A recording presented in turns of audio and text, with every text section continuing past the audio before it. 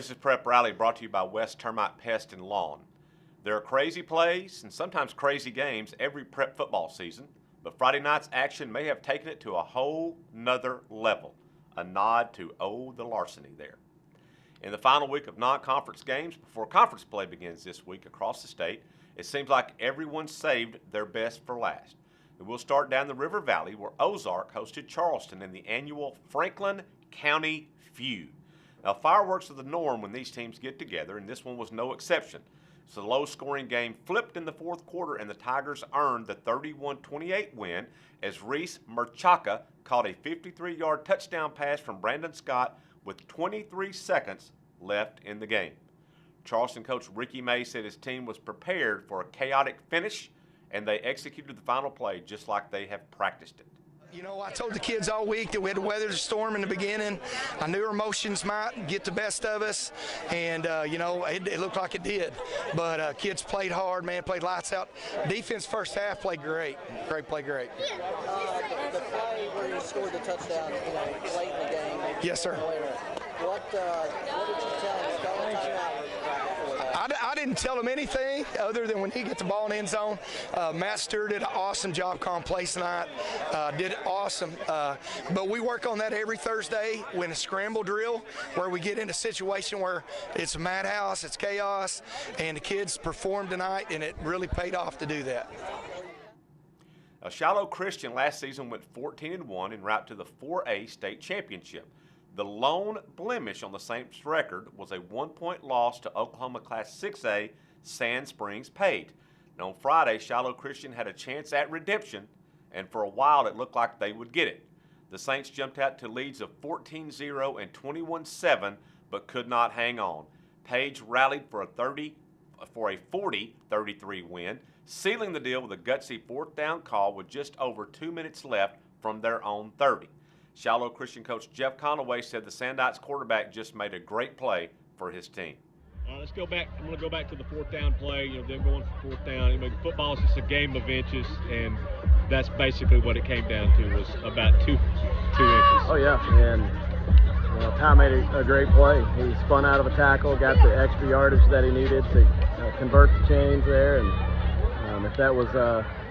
if he wouldn't have done that, that would have been a big play for us, but obviously that turned out to be a really big one for them. Jeff, you guys got out to a fast start, but kind of weren't able to sustain it. But how were you able to get out to a fast start on it? I think we executed our first couple of drives very well. I felt like we had a lot of energy. We attacked like we anticipated doing in the game plan. We played really flawless on those first two drives. So very proud of our start, not extremely proud of how we played the second quarter. That first quarter was a lot of fun. Now, Page coach Bobby Klink said he debated punting on fourth down, but left the game in the hands of his players. Coach, talk about that big gutsy fourth down play there. What was any doubt you weren't going to go for it? I mean, there are definitely doubts, and you look in the kids' eyes, and it's like, man, I'm going to ride or die with these guys. So I decided, hey, let's go for the win and go get it. How about the way your team responded after they fell behind, they had a lead? Yeah. How about the way they responded? We'd watched film. We knew they were going to come out with stuff we hadn't seen, so we just had to weather the storm, and we've been down big before. So, I mean, great job by our kids. You guys. Photos like the ones seen in today's show can be seen and purchased on our website at nwaonline.com/photo. So be sure and check out those online or in the digital edition of the Northwest Arkansas Democrat-Gazette.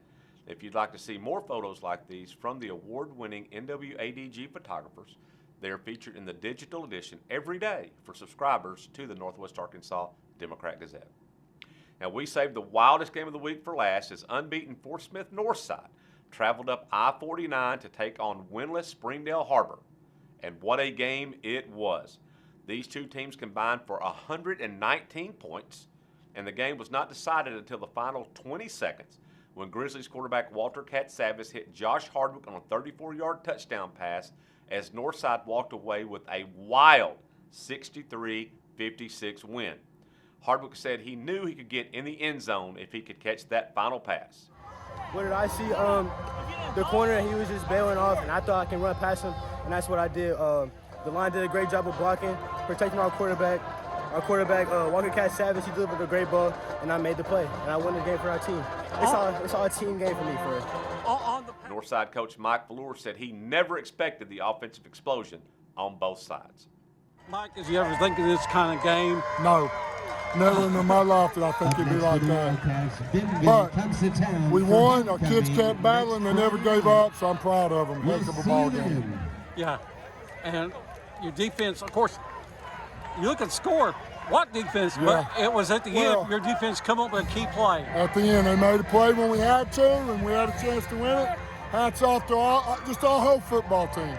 Just, down 2 scores twice, come back and do it. I'm proud of them.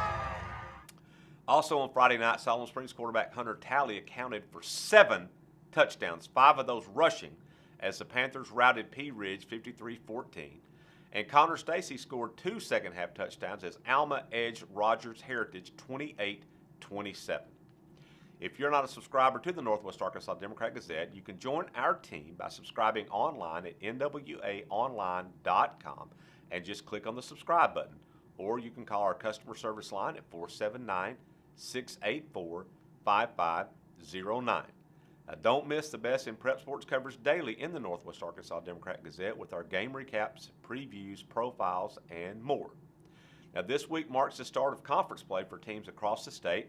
Records can be tossed out the window as teams from now through the first week of November, these games are the only ones that matter. And we also want to mention that prep volleyball, golf, tennis, and cross country are underway with postseason just around the corner for those fall sports. Now, you can get even more prep sports news with our weekly Prep Rally podcast and our Prep Rally live on tape shows on the NWADG YouTube channel. Now, just click the subscribe button to access that content each week along with this show. Now, for the podcast, you can listen to those on SoundCloud, Apple, Google Play, Spotify, and Stitcher. That's it for this week's edition of Prep Rally, and we'll be back next week as we recap another exciting week of prep sports from across the region. Will it be as exciting as this past week? You'll have to check back and see. Thanks for watching.